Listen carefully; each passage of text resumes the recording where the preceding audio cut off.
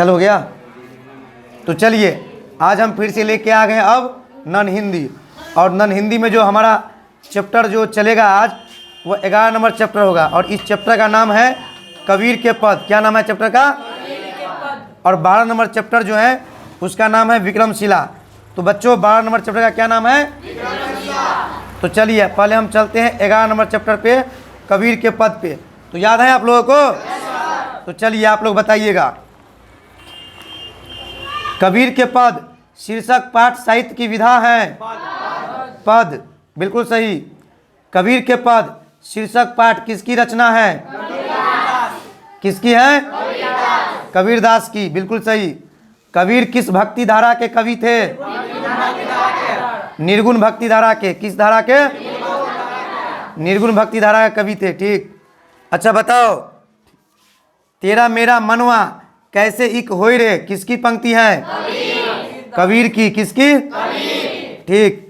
कबीर के बाह्य आडंबरों एवं व्यर्थ अनुष्ठानों पर क्या किया है? हाँ, करारा प्रहार। क्या क्या है? ठीक है।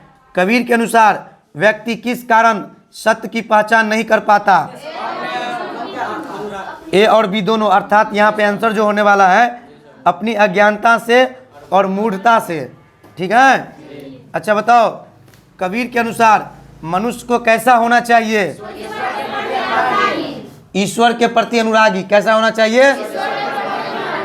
ईश्वर के प्रति अनुरागी, ठीक। कबीर के पहले पद में किन विचारों का खंडन किया गया है? रूढ़िवादी विचारों का, ठीक। कबीर के पदों की महत्ता इस अर्थ में खास तौर पर उल्लेखनीय है कि उनका भावबोध न सिर्फ तत्कालीन समय से जुड़ता है बल्कि उनकी उपादेयता यथावत है समकालीन समय में भी, ठीक है। मोको कहाँ ढूंढे बंदे मैं तो तेरे पास में, प्रस्तुत पंक्ति उद्धत है कबीर के पद से। किससे? कबीर के पद से, ठीक। आगे बताओ, ईश्वर या अल्लाह को बाहर ढूंढने की जगह उसका अपने भीतर ही साक्षात्कार की बात किसने कही है? कबीरदास ने। किसने कही है? कबीरदास ने, ठीक। बताओ, जिसमें ईश्वर के निराकार स्वरूप की आराधना की जाती है उसे कहते हैं निर्गुण भक्ति धारा, ठीक है। मैं कहता हूँ आखिर देखी, तू कहता है कागज की लेखी, पंक्ति उद्धत है कबीर के पद से। कहाँ से? ठीक। कागज का अर्थ है कागज। कबीर के अनुसार सच्ची भक्ति क्या है? मानव सेवा, बिल्कुल सही। कबीर किस काल के कवि हैं? भक्ति काल के। कबीर की भाषा कैसी है? सदु ककड़ी नहीं, ठीक। कबीर कैसे संत थे? निर्गुणवादी। कैसे कवि थे? ठीक। भक्ति काल के कवि हैं कबीरदास। अच्छा बताओ, मोको शब्द का अर्थ है? मोको परम पिता यानी मुझे नहीं। इनमें कौन निर्गुण भक्ति धारा के कवि हैं? जयसी नहीं, क्योंकि इसमें कबीरदास का नाम ही नहीं दिया है, और जयसी तो जयसी हो जाएगा, ठीक है। तो इसी के साथ हमारा कबीर के पद खत्म होता है, और आगे हम बढ़ते हैं अब विक्रमशिला की ओर, ठीक है। तो चलिए बच्चों, ये भी याद होगा आप लोगों को, ठीक है। तो चलिए बताइए, विक्रमशिला विश्वविद्यालय की स्थापना किसने की? राजा धर्मपाल ने। किसने की? राजा धर्मपाल ने, बिल्कुल सही है। विक्रमशिला विश्वविद्यालय किस काल में शिक्षा का केंद्र था? बौद्ध काल में। विक्रमशिला पाठ साहित्य की कौन सी विधा है? निबंध है। विक्रमशिला में अध्यापन का माध्यम कौन सी भाषा थी? संस्कृत। कौन सी भाषा थी? संस्कृत, ठीक। विक्रमशिला का अतीत और वर्तमान कौन सुना रहा है? स्वयं विक्रमशिला। कौन सुना रहा है? ठीक। विक्रमशिला विश्वविद्यालय और उसके महाविद्यालयों में पाठ्यक्रम का माध्यम क्या था? संस्कृत। क्या था? संस्कृत, एकदम सही है।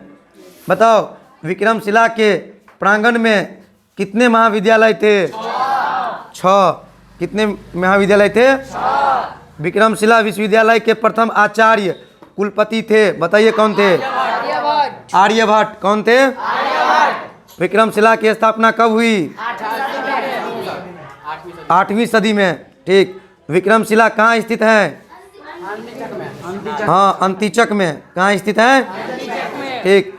विक्रमशिला में नवागत विद्यार्थियों को कुछ समय के लिए किस वर्ग में रहना पड़ता था? भिक्षु। किस वर्ग में? भिक्षु। ठीक। विक्रमशिला विश्वविद्यालय में कक्षा की व्यवस्था और समय निर्धारण के लिए अलग से कौन नियुक्त होते थे? कौन होते थे? आचार्य। ठीक। विक्रमशिला विश्वविद्यालय में खुदाई से प्राप्त एक सील का सत्यापन किससे किया गया है? वीर वज्र से। किससे? वीर वज्र से। बिल्कुल सही है। विक्रमशिला विश्वविद्यालय का सर्वनाश किसने किया? तुर्क आक्रमणकारी लुटेरों ने। ठीक है। बताइए प्राचीन काल में अंग महाजन पद के नाम से लोकप्रिय था? भागलपुर। ठीक है।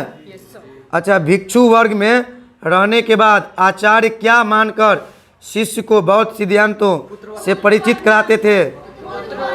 हाँ, पुत्रवत मानकर।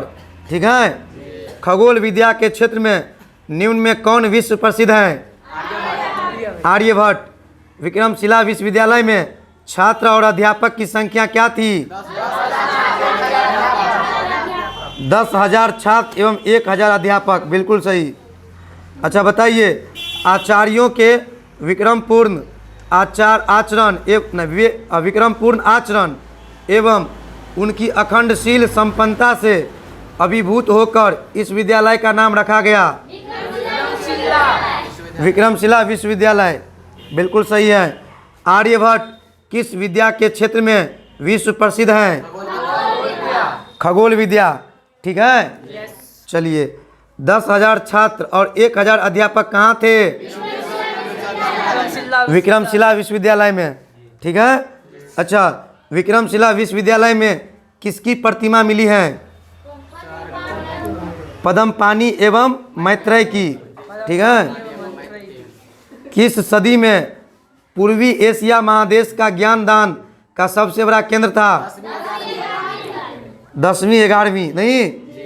अच्छा बताओ तंत्र विद्या संबंधित है? सभी सही है। तो बच्चों इसी के साथ क्या होता है, हमारा जो ये 12वां चैप्टर है ये समाप्त होता है। और अब हम जो कल मिलने वाले हैं आप लोगों के समक्ष वो अगले चैप्टर के साथ। ठीक है।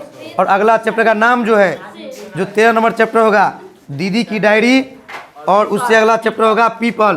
तो आप लोग कृपया इस चैप्टर का ऑब्जेक्टिव देख के आएंगे और जो हम बोलेंगे क्वेश्चन आप लोग हमसे पहले क्या करना है? आंसर देना है।